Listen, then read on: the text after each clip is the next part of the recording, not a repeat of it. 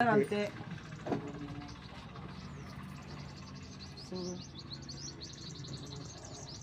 మా బట్టలు వేసుకోపో.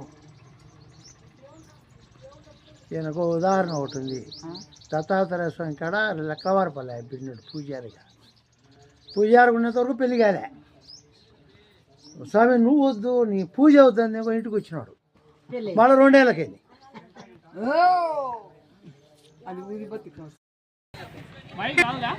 రాదనా